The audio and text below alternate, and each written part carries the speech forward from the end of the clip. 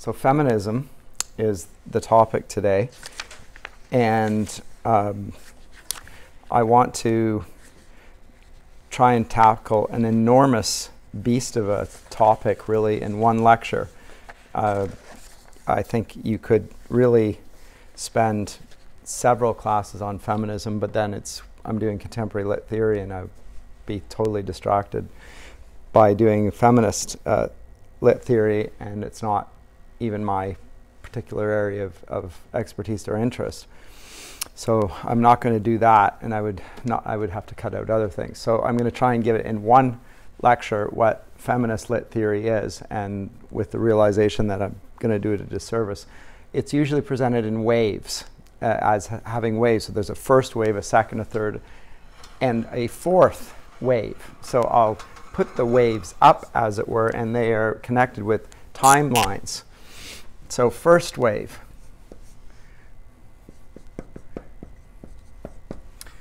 And it is connected with a time, and to some degree the later waves are related or in dialogue with the previous waves.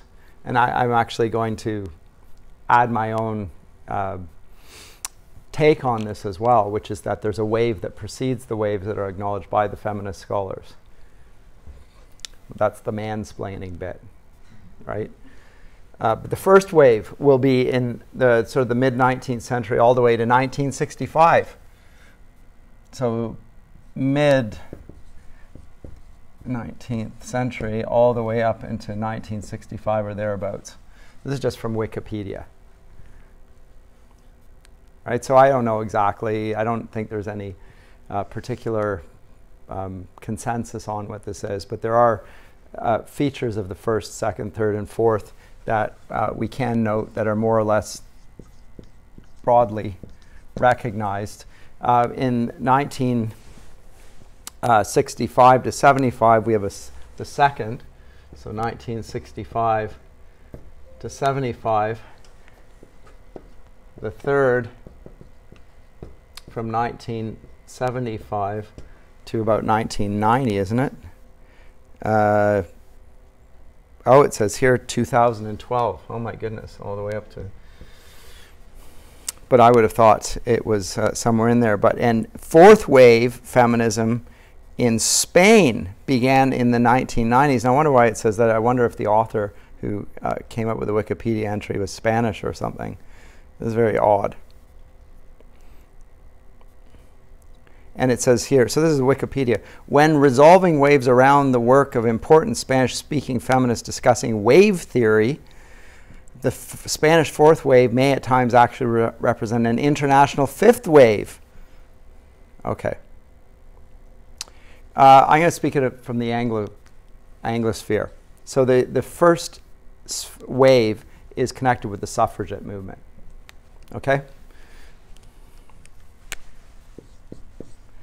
This is what almost everybody identifies with feminism, and almost everybody will say is a very good thing.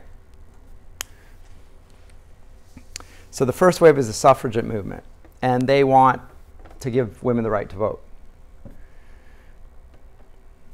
There are some that think that this might not be the greatest thing, but in general, that's the consensus is certainly in a democracy.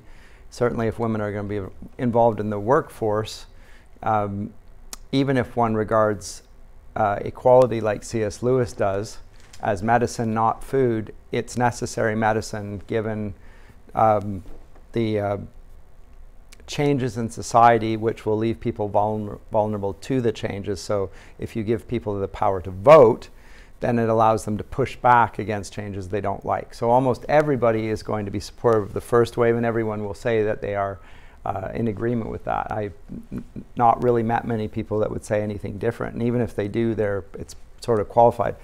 Second wave is more difficult. It probably is rooted in the 60s. It moves from the right to vote, so equality in a political sense, to more social things. So things like equal pay. These are not lit theory things per se, but there are literary theory aspects to it. And the women's right movement in general is distinct from feminism in a literary theoretical sense. And I'm going to come and talk more about the literary theory. Here I'm talking more about social political feminism. And that since they're not the same, there's a great deal of confusion that can ensue with that as well. But it's like equal pay, sexual liberation, so the sexual revolution of 1968 and thereabouts, which I connected with Marcuse when I was talking about cultural Marxism. The idea of double standards in the workforce and so forth. So they're more social type issues. The third wave is also much debated.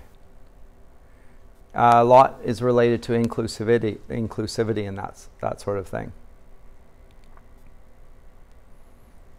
And now it's moved from beyond feminism then to including non-females as females. It's the trans movement to some degree.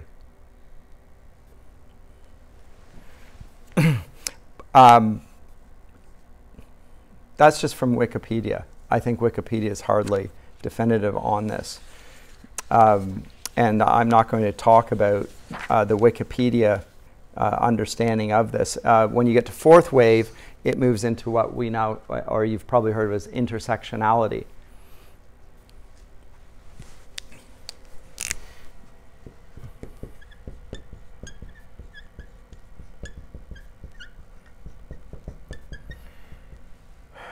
And this is not only affecting feminism then, it will relate to everyone's identity. So you won't only be a female, you will be a black female, and at another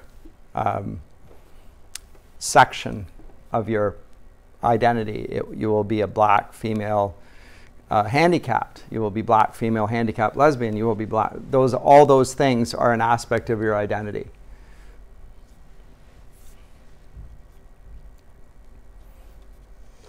Your sexual nature, your race,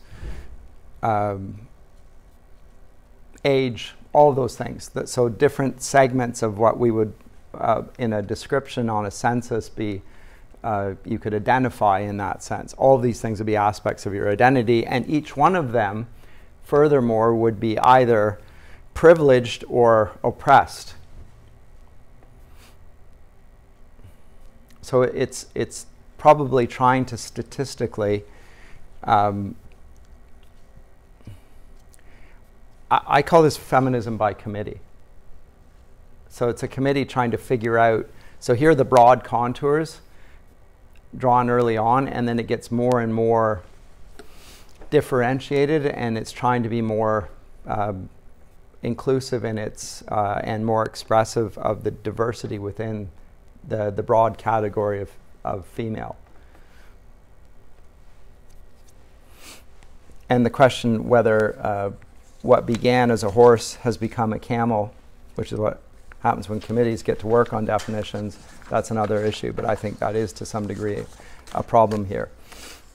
I'll present it in a different way as well, but I want to begin with my take on this whole. So this, as I say, is connected with the suffragette movement.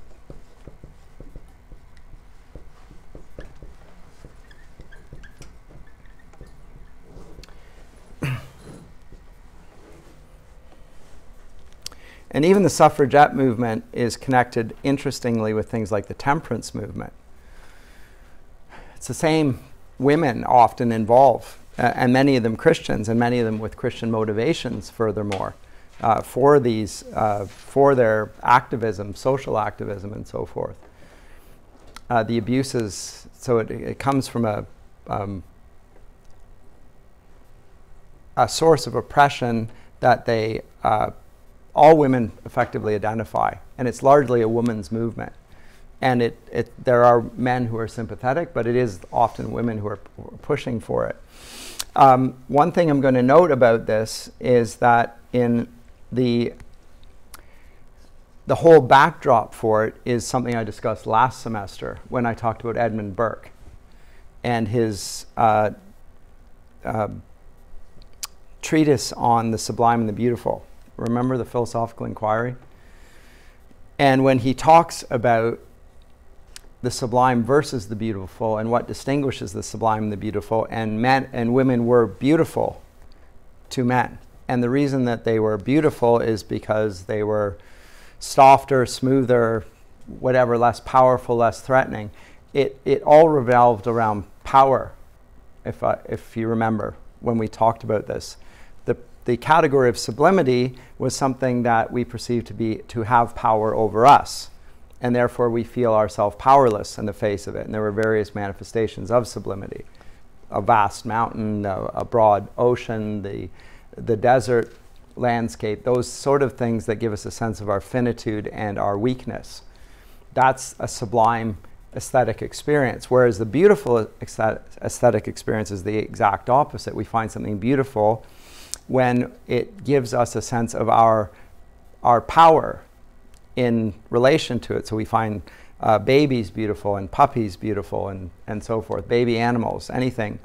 But anything that seems to be not threatening to us is a beautiful thing. That's Burke's explanation for it. It's more or less an empiricist account of beauty. And I said to you, what is so extraordinary about Burke's definitions there is he categorically distinguishes beauty from the sublime.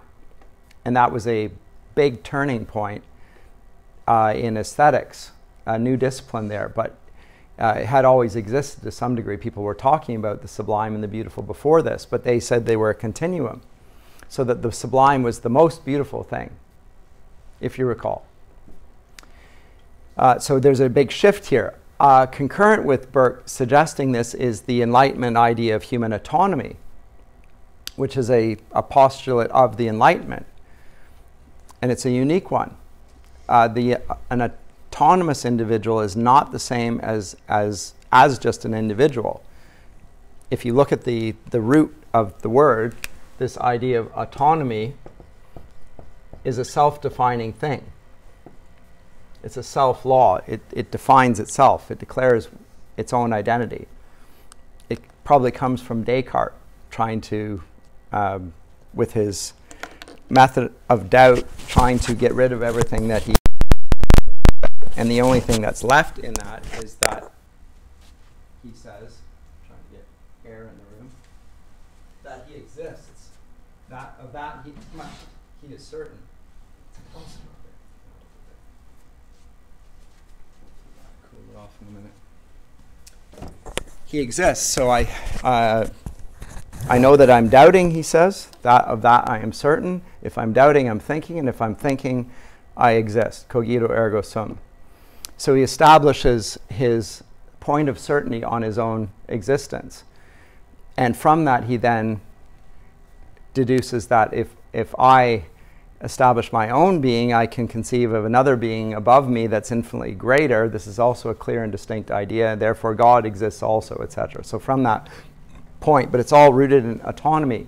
So this is the ideal of the Enlightenment, and Immanuel Kant builds his whole philosophical system on the postulate of autonomy.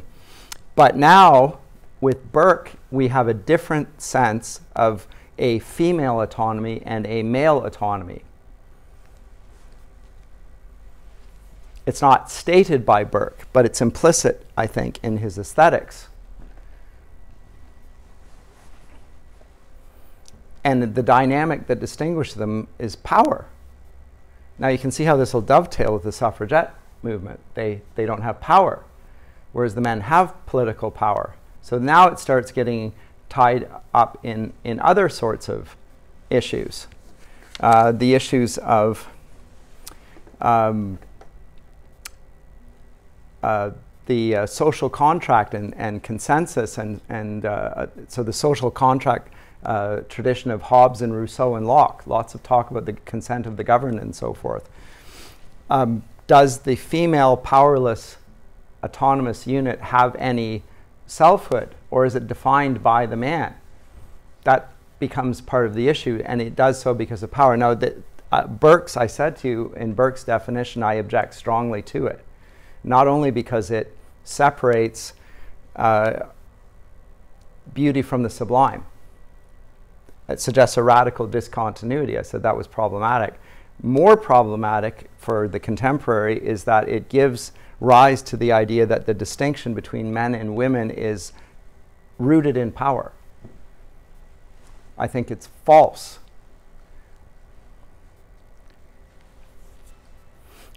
Or is only partially true. But it now becomes definitive.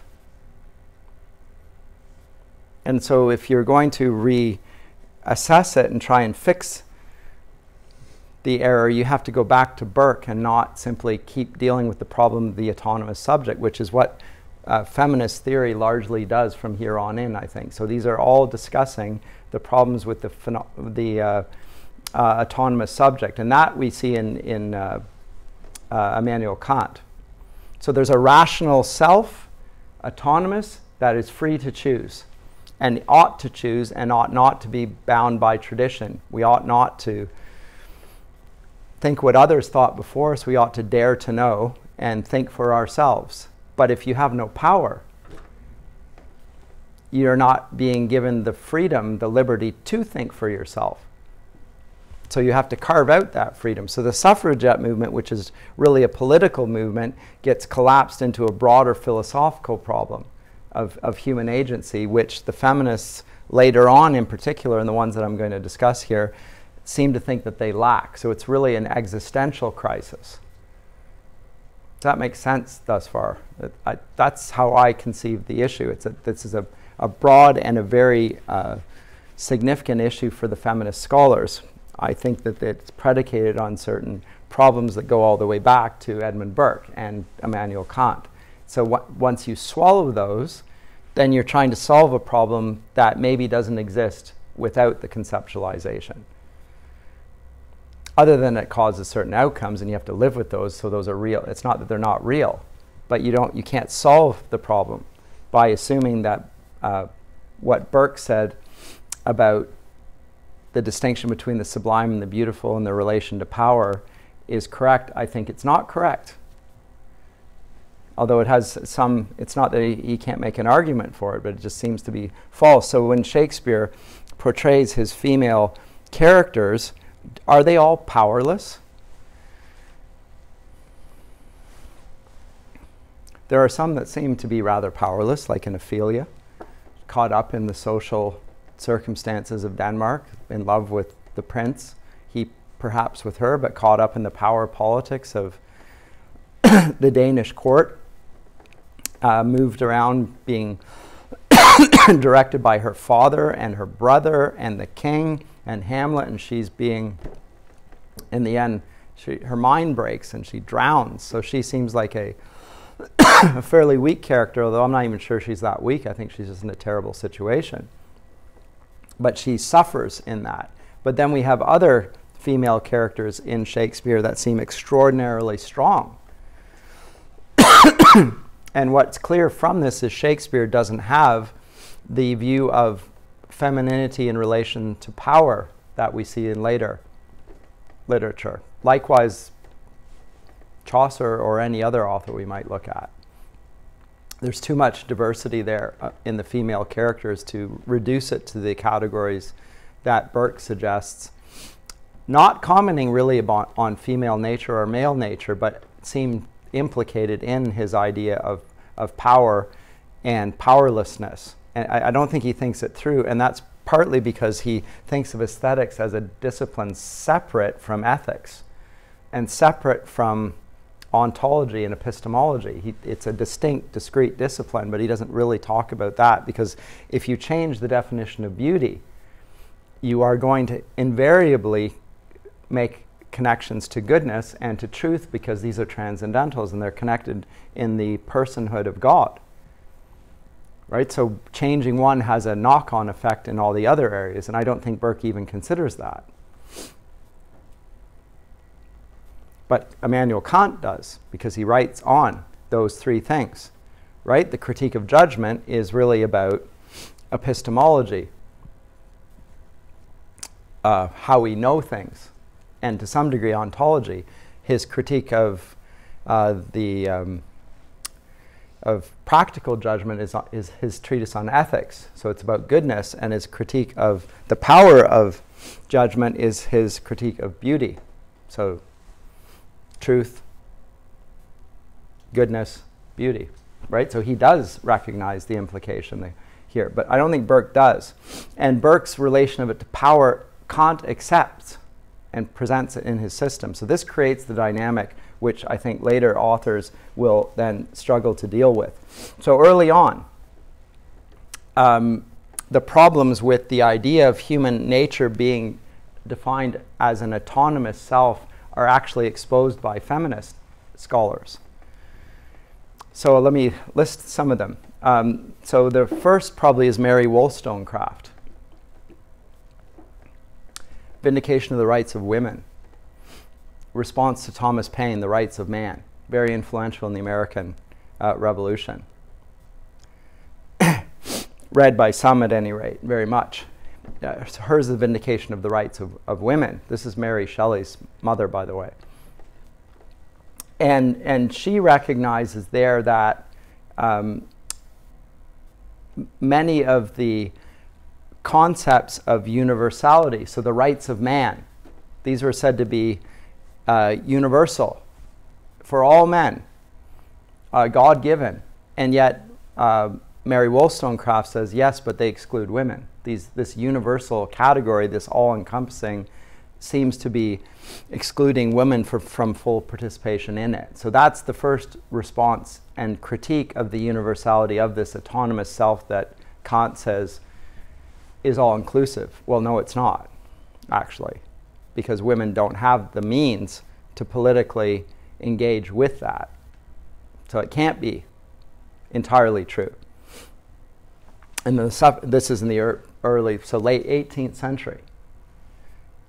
And then the suffragette movement eventually gains political force and pushes her conclusion politically, and eventually succeeds in the First World War at the end of it for most countries. Virginia Woolf, on the other hand, raises the question whether it's possible to extend to women a system whose very premises involve naming the feminine as irrational.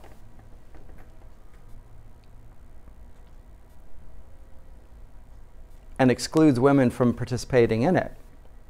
So if you think about how women are portrayed in literature, they'll talk about the mad woman in the attics, later authors, and so forth. Remember in Jane Eyre. Do you read Jane Eyre? Some of you, not all. You should read it. It's a sort of a core text in some ways, for sure. But she's up in the red room, and so feminists make a great deal. What is the red room? What does the redness represent? And what is her madness and all of that? Why is she mad?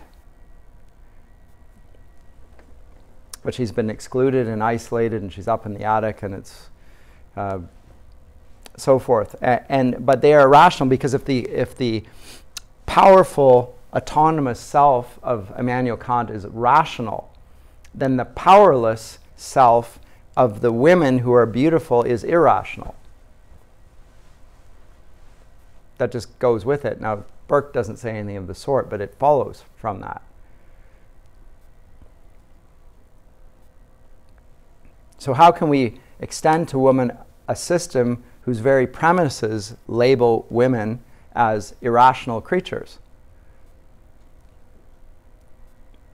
And if you read the 19th century literature on this, there's a lot of talk about women being more emotional, incapable of reasoning, and it's not just there. You can see seeds of this even in the classical world. So I think Aristotle even says something about women and rationality. So this premise of liberal modernity is founded on this other split between the private and the public. So the public sphere is the sphere of reasoning and discussion and debate, and women don't participate in that because they're irrational.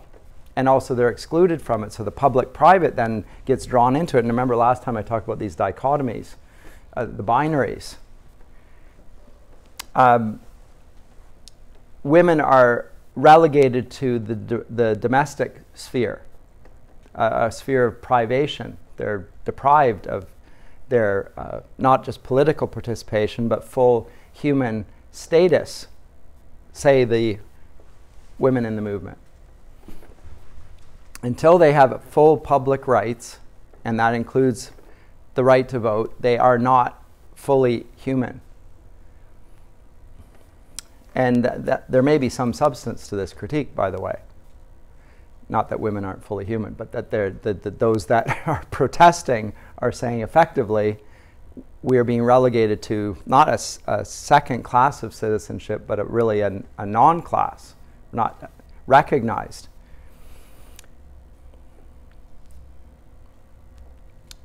So these arise from the Enlightenment and its definition of the autonomous rational self. And in that sense, you can see why the suffragette movement occurs, why Mary Wollstonecraft's critique has support, for sure.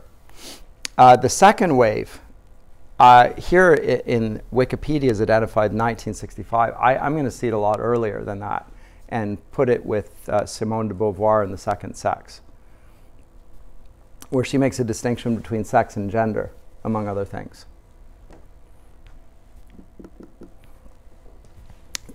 So, sorry you wrote that down. I'm going to wipe it out, and I'll put it in 1949. So, I'll do it in blue. How about that? Simone de Beauvoir, The Second Sex, first sustained analysis of how women are a constructed creature, socially constructed. She identifies women as the other. There's the self, the autonomous self of Kant, the rational autonomous self, and then there's the non-rational self, and that's the other, and that's the feminine. But all these are connected with, I think, what Burke said earlier about the relations of power. So there's this dialectic then, which she says structure the whole dualistic codes of Western society. So let me push this out of the way and we'll read a little bit of de Beauvoir here. Sorry, Natasha, get this if I can without pulling the whole thing down. I can't, so.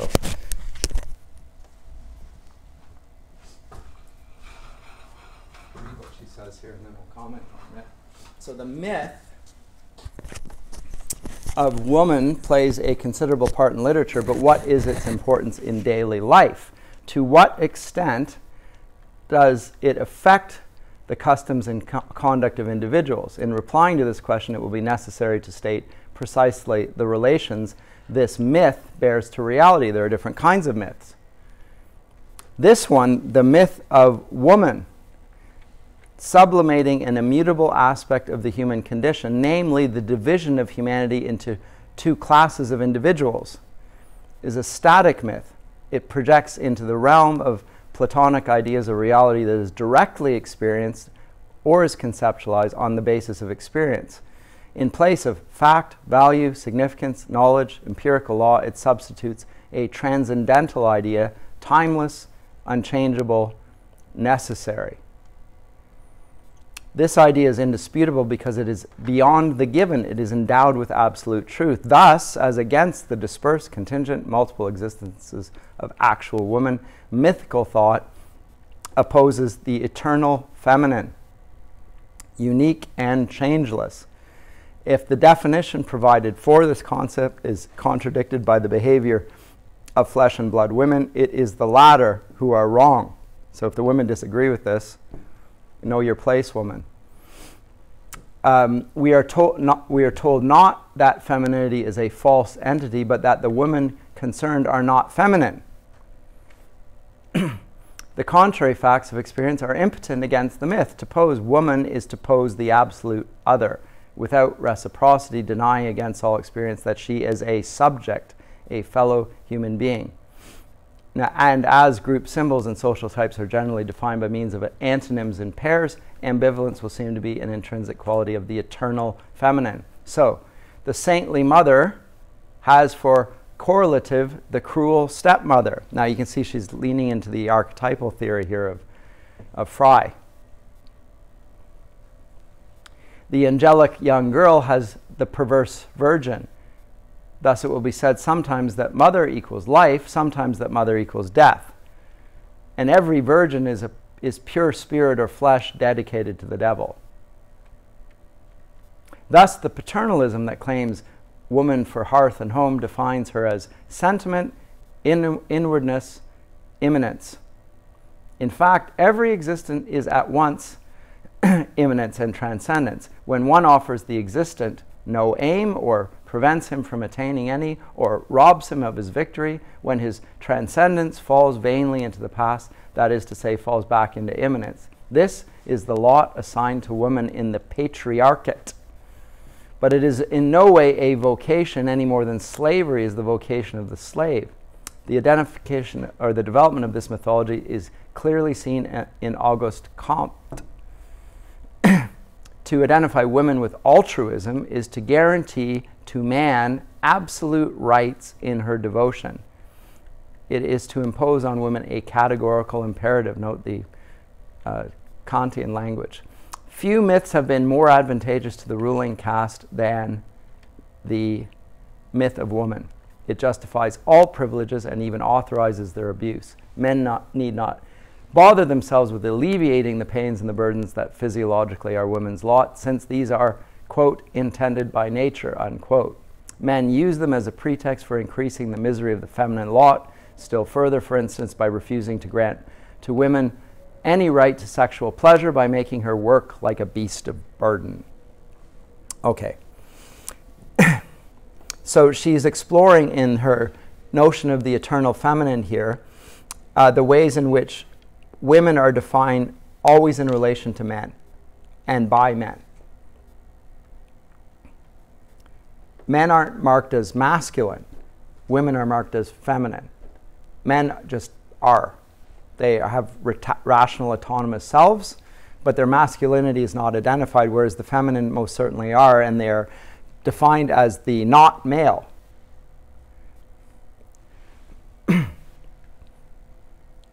He's just the norm.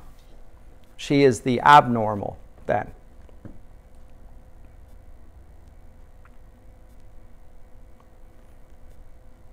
Her desire is for a world in which all human beings are defined independently of each other, but in a culture where man is or man is the subjective center, like Kant's notion of the autonomous self, which is not a masculine self. It's a rational, autonomous self. And it's not described as masculine, whereas women are, and they're not that. As long as that remains the case, woman remains immanent, defined by the eternal feminine, and she can't transcend it. So her objection is to the Kantian notion of the self, from which women are excluded. And along with that, the power dynamic that I mentioned earlier from Burke comes into play.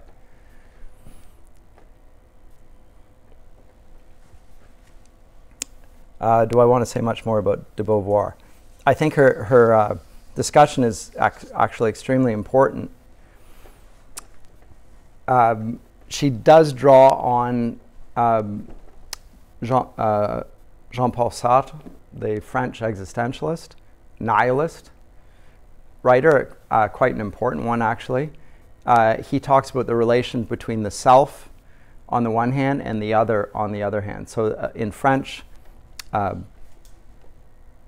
don't want to say philosophical thought, although it probably is that, but also in just literary criticism, a lot of discussion about the self and the other as an oppressed or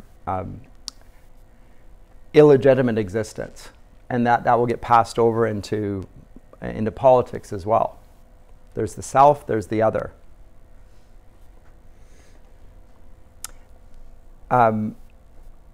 So, like Sartre, she emphasizes that although each individual desires independence and autonomy, like Kant suggests, they also need recognition that that they have this. So there's a desire for autonomy, and yet they also need recognition for it. Here's the plight of women then. They're identified as feminine, which means that they're defined by another, and yet they want autonomy, which means they define themselves. And yet men have the power, right? And so here's her problem. Now her problem, de Beauvoir, is she wants to be taken seriously as a writer. She's a woman, and she feels like she is not taken seriously because she's female, and sees that it's deeper than individual standing in her way. She sees a whole structure that will not allow her to be taken seriously, precisely because she doesn't represent what a woman should represent. Why are you not married, and why are you not raising children? Why are you not staying at home? She's always encountering these objections. So she doesn't see this as just individually difficult men. She thinks it's a whole structure which denies women full human autonomy. And autonomy is the category that identifies human nature in France and in Germany and throughout the Western world. So it's a problem of human nature.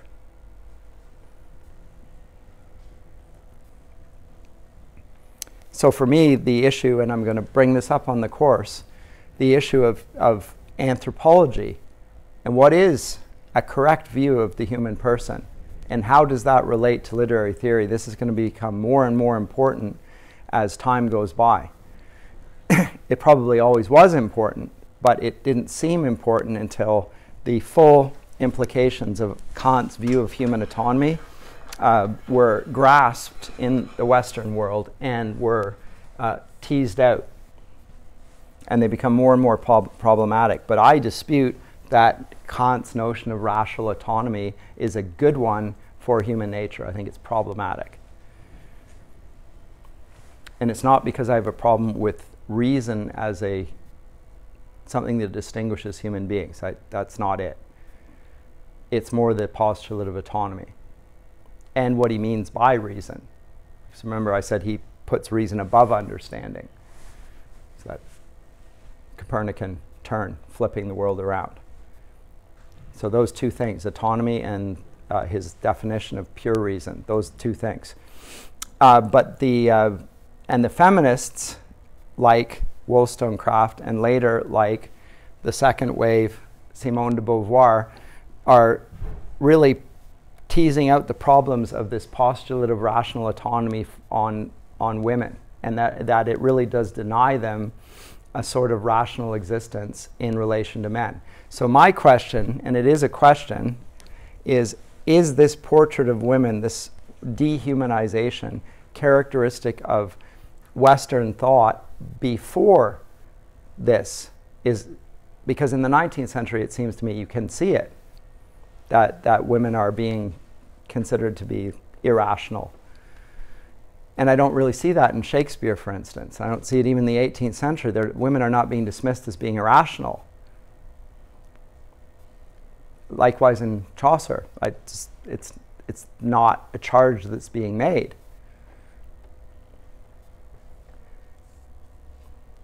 But in the 19th century, in the 20th, it is.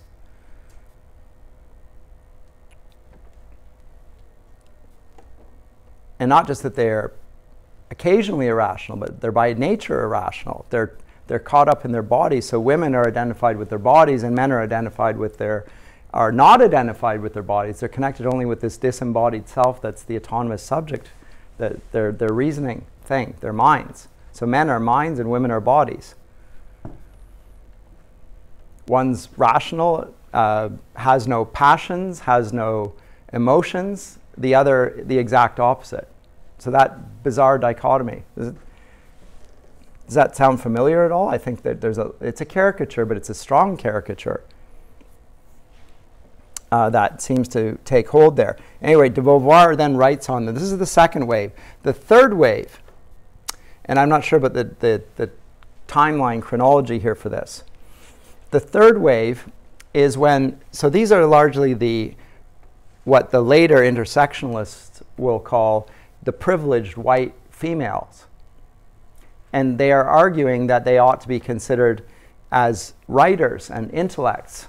But these are not writing on behalf of all women. They're writing on behalf of themselves. They are women, and they're identifying a problem with the Kantian notion of human autonomy and its implications for women, and particularly their participation and being taken seriously as academics, scholars, writers, whatever. So they need a place, a room of their own, where they can be taken seriously, because they don't have a place right now. The third wave seems to me to, I'm not sure about this was in Wikipedia, it's a sociological political description. In terms of literary theory and its effect in literature, I see this as when women besides the white, privileged, wealthy women who are speaking on behalf of women are objected to by other women. Say, you don't represent me. And so there's a pushback in third wave feminism of the so-called, and the first time this was said to me, I laughed out loud because I was ignorant, a womanist feminism. Because I was asked, I gave a presentation at the University of Glasgow many years ago, and somebody asked me, well, that was very interesting, Dr. Masson, but what would a womanist feminist make of what you said? And I laughed, because I'd never heard of it. It sounded ridiculous to me, but there is apparently a womanist. Now, the womanist feminists are African-American writers who were objecting to the fact that there were these white women in Ivy League institutions who were arguing that they were speaking on behalf of the sisterhood. Said, well, your experience is very different from mine. These are the issues that are of most importance to you, but they're not here. Mine is rather different. So now we get women who are objecting to the power play of other women,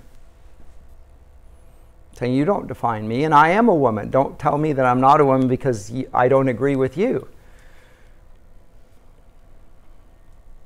So it's roughly concurrent with a lot of African-American writers in the 80s and the 90s. Maybe back even in the 70s, I'm not so sure about that. But that's what I would say, third wave feminism. And it becomes a bit more radical then as well. And at this point, it starts to fragment and becomes more moving towards intersectionality. So it's not just enough, there is a feminist political movement related to this, and then there is the second wave again, and the third wave are rather different, but at this point it then starts, okay, we're defining women, but women are very different then. And if we're talking about power, if the dynamic is power, then who are you as a woman to tell me as a woman what I'm to say or what defines me? It seems legitimate if the dynamic is power. And then the intersectionality is just a further fragmentation and representativeness. And so intersectionality is now the rage. Now, along with this, there's a structure of oppression, and now this is where cultural Marxism feeds into this, because there's a hierarchy.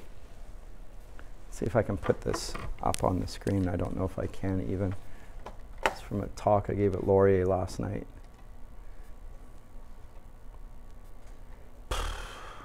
No, I'm not going to be able to find it. Forget it. It's a wheel of oppression. It's in some textbooks. I'll see if I can find it for you and give you it. It's in sociology textbooks. It appears around, this is 2012, it is around that point. And it talks about different intersectional aspects of your identity, but there's also a wheel, and as you get closer to the center of the wheel, you have power, privilege, access, etc. All this sort of language that is used in our contemporary discourse. So if you are a white heterosexual male national of the country, what are the other features? You will have the most power and privilege and so forth. A Christian, furthermore.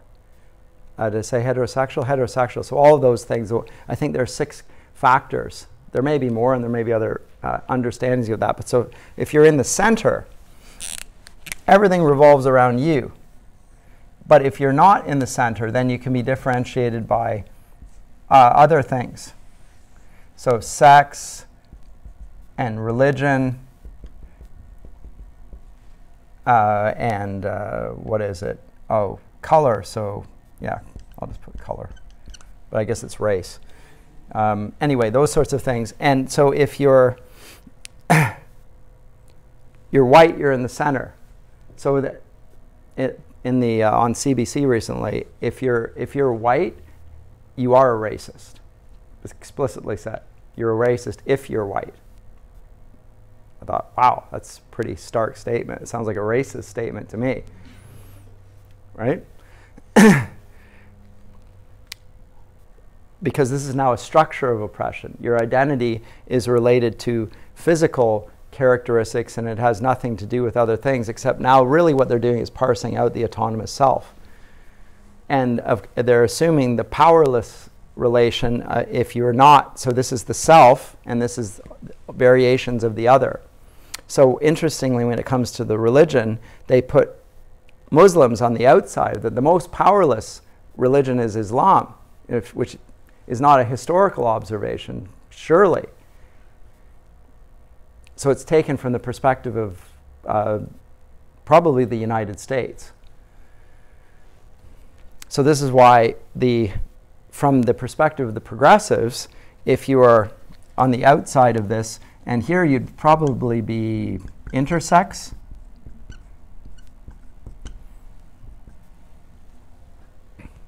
Or what's the other category on the outside of sexuality? Because homosexuality is oppressed, but not nearly as oppressed as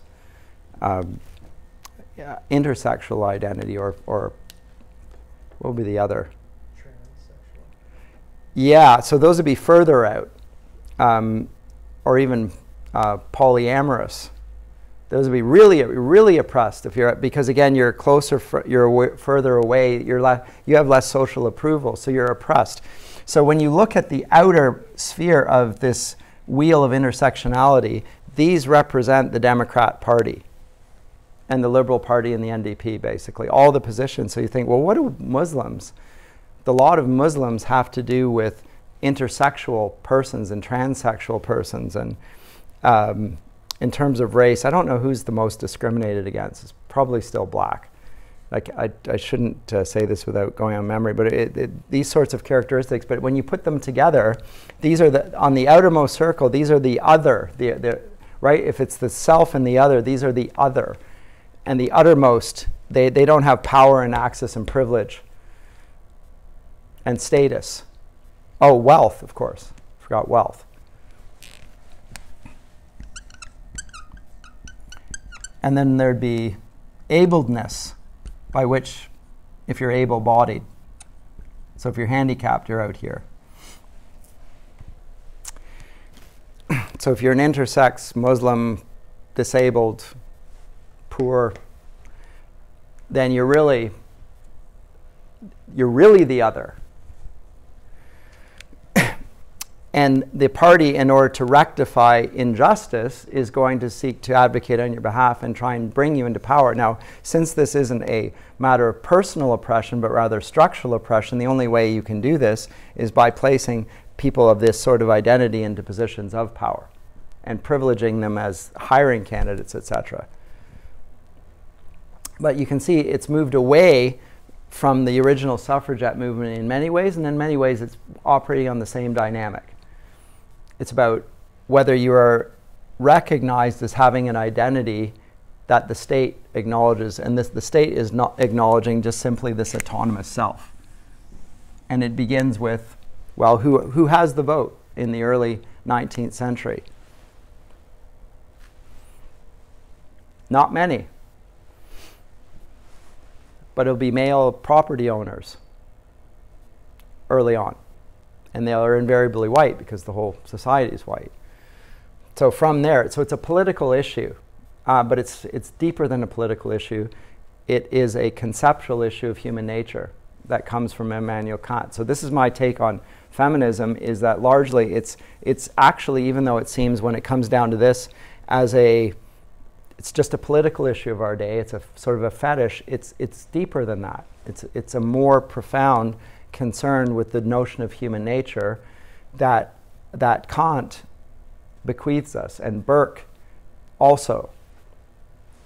And so for me, the response to it, and we're going to spend some of the rest of our course in exploring this in order to speak to it as Christians and to speak to it, the concerns, as having some legitimacy, we really need to look at human nature. And what a view of human nature will be that is inclusive and universal and legitimate and will allow for human rationality, and will also allow for the integrity of other people, even if they have no rationality yet. So how about somebody who is not able to even doesn't have a sufficient IQ to operate in the public sphere? How about those people? So if they're disabled, mentally disabled, I think you need an IQ of 80 to tie up your shoes. Might be wrong on that. Is that person not human?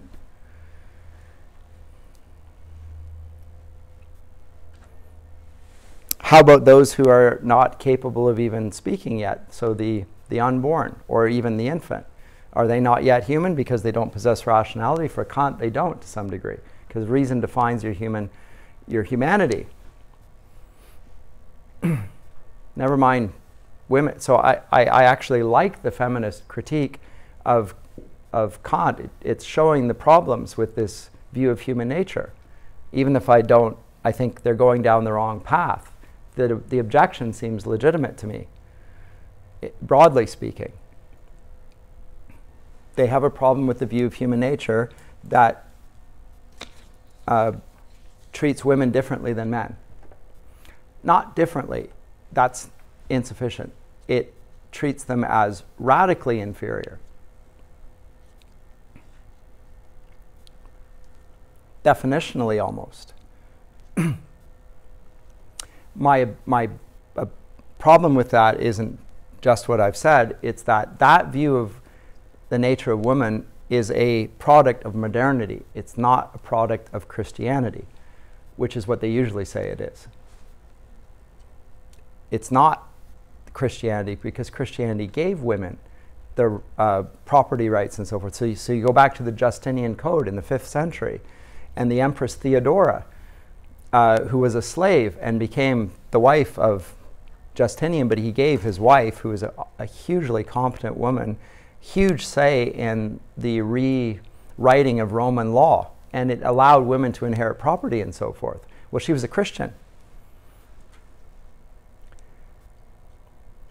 This is very interesting to me.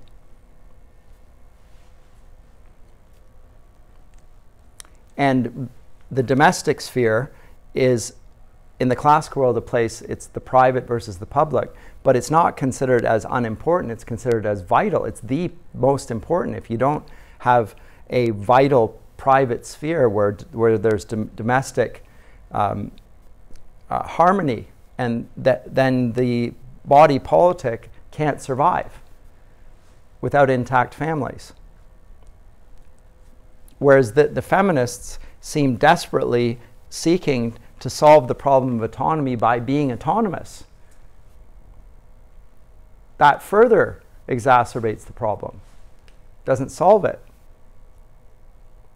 As I said to you last time, it makes women to be substandard men, and they're desperately trying to be taken seriously as equal to men. But what if the concept of masculinity is problematic in this? Which I think it is.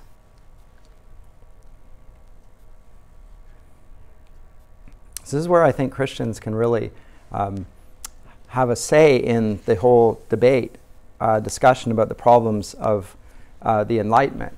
And again, this usually gets tagged on to Christianity. Christianity is oppressive, and the West is oppressive, etc., etc. And all sorts of special pleadings for why this is so come forward. But ultimately, Kant's view of human autonomy is not a Christian view, and Kant is probably not a Christian.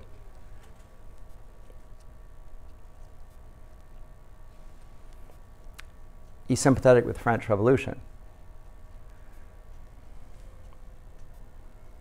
There is a radicalism there. And it does seem to plague the Western world in ways that it doesn't other areas of the world. Which isn't to say there isn't a problem between men and women in other cultures, but here it seems to have its own very special features related to this. Do you have any comments or questions about this? What I've said, at any rate.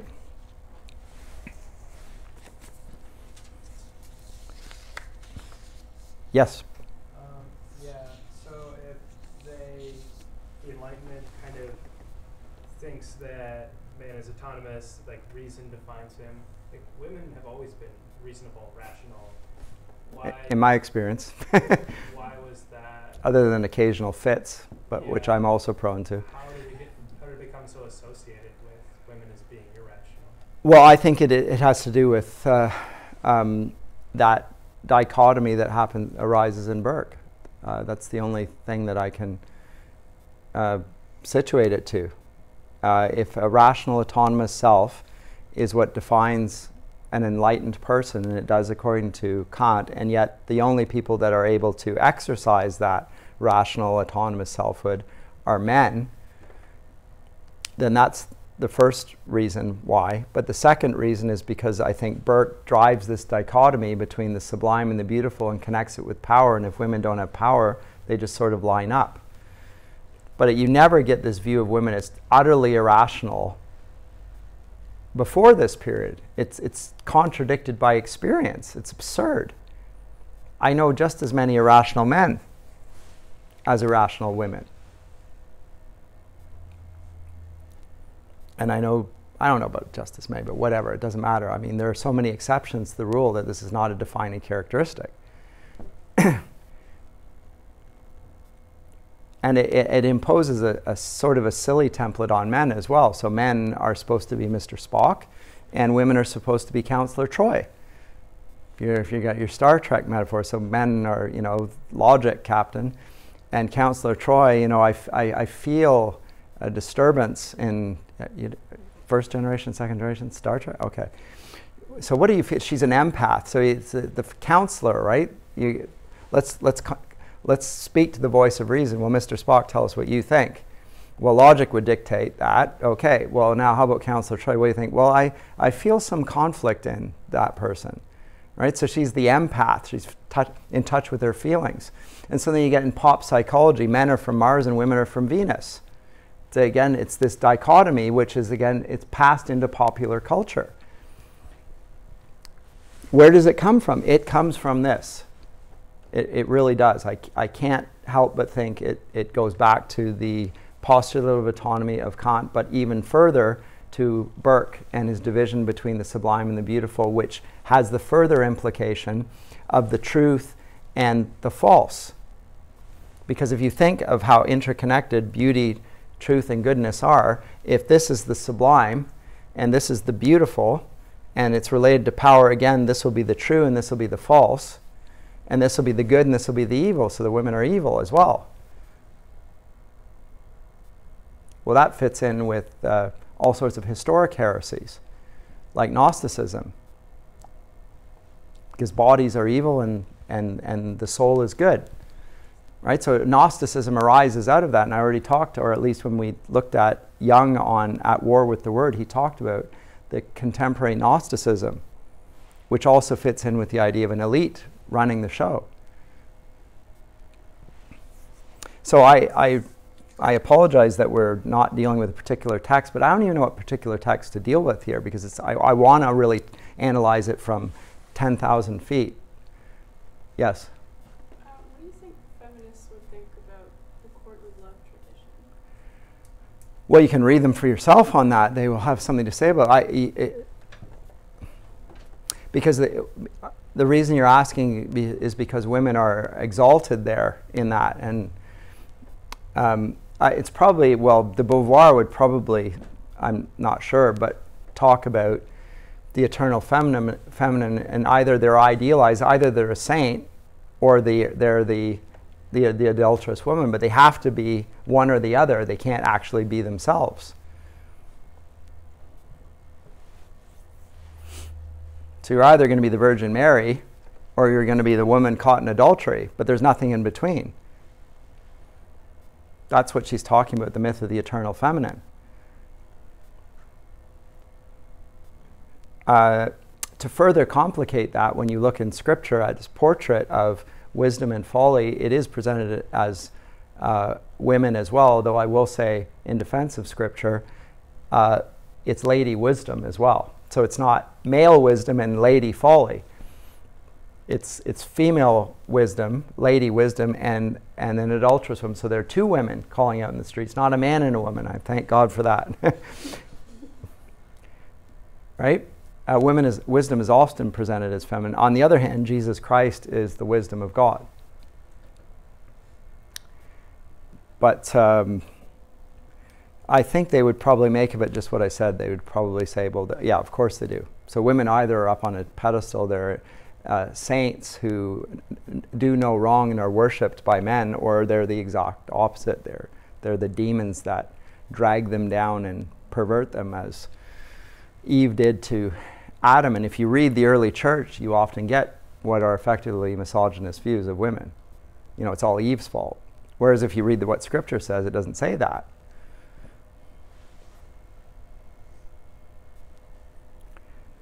Or there is blame ascribed to women, but it's really when Adam falls that the fall of man begins. And if Adam is presented as her head, then he's ultimately responsible.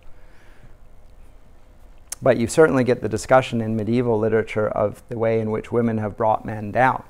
And that seems to me to be having more than a whiff of the Gnostic heresy and the misogyny that probably just comes with the ancient world. As remember, in Greece and Rome, women have no power, no status at all. They are the property of their husbands, effectively. And that changes come Christianity, as I say. Under the Empress Theodora, women are given the capacity, limited rights, but still rights, nonetheless, to inherit property, which is no small thing. And also defenses in the law if they're mistreated. Like it's not going to leave everything in the private sphere up to the dad or the husband. The state will get involved at that point and say, no, no, no. Those women may be your wives, but they're also human beings. Anyway, but I think that's what they would say to it. So it's not just because your thesis is the counter to the mad woman in the attic thesis. You know, women are always portrayed as irrational and they're anathematized in literature. Well, here's the exact opposite. And they say, yeah, but it's either or. They're either really, really good or they're really, really bad. Not so sure. Again, the case of Shakespeare would disprove that, it seems to me. There's too much richness in his portrait of female characters to accept the thesis. That's just Shakespeare. But women in Scripture, likewise. Certainly not idealized like the courtly love tradition, but also not presented as having no being or no status. I mean, the earliest followers of Christ, those who witnessed the crucifixion, are women. They're the first eyewitnesses. That's saying an awful lot in that world. It's a huge statement. Even if they're not the apostles, it doesn't matter. They're the witnesses, and they go and tell the men. I mean, that's just huge.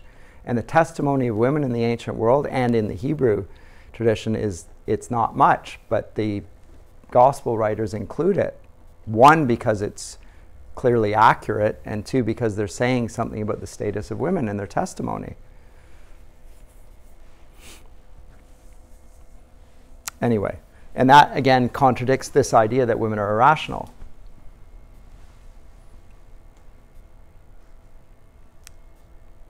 So for whatever else you are going to see as the differences that Christianity posits between men and women, it's not of rational and irrational. powerful and powerless. That's not there. That's, again, even in the New Testament we can see contradictions. That Lydia is a very important figure, a wealthy woman, in fact. So whatever we want to make of other things, there's enough diversity there in the different women to contradict this thesis. And we get into complexity after that. Other comments or questions?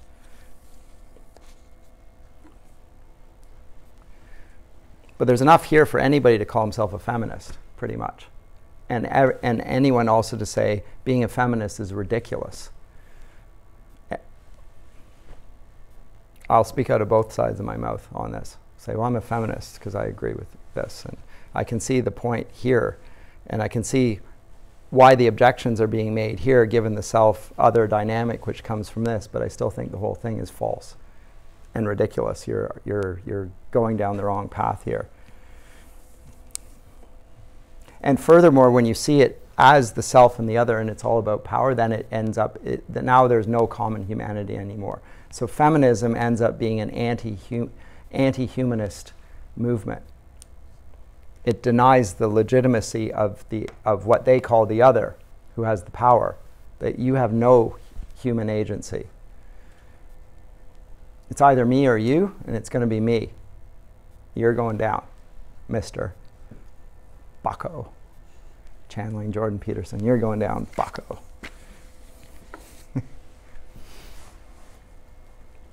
But it becomes very much caught up in power and into politics then. I think we need to pull back on that a little bit, but you can see why.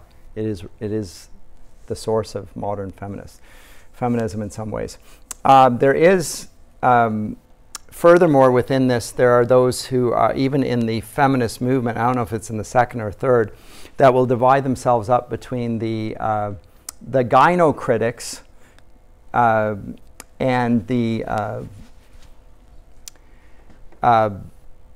social constructionists. So some who talk about it's about female nature, and the other it's about female culture.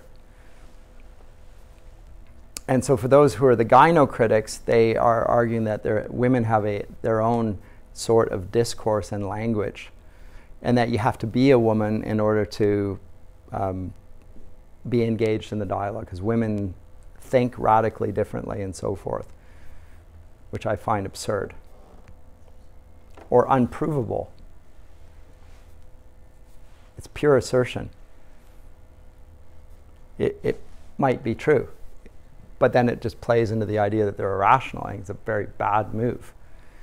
You have your own language, do you? Okay. I can't criticize you, can't I? Okay. But now it's just like, okay, what's the point in the dialogue here? But that debate arises within the feminist critics then. So as I say, the feminist movement fractures quite radically, and some within that then regard the others as traitors to the cause because they view the cause very differently. But the gynocritics are more strongly connected to the women's bodies having a determination. Anyway, but anything more? We've got a couple minutes left. Thoughts that have arisen out of this. That's just my take on it. You can read other works on it if you're interested in. But it's one of the problems with even the term feminist. Like, what do you mean by it exactly? Because it's just the different waves, and they are quite radically different. In our day, they really are now in the fourth wave, and it is about intersectionality. Now, within that, we're going to come to one aspect of it towards the end of the course, which is the post-humanist idea of a constructed identity. And there they will include within the feminist movement a need to embrace the outermost ring here. And so they will include even the artificial. So if women are natural, in order to be fully woman, they need to embrace the artificial. So they talk about a cyborg identity. We'll look at that.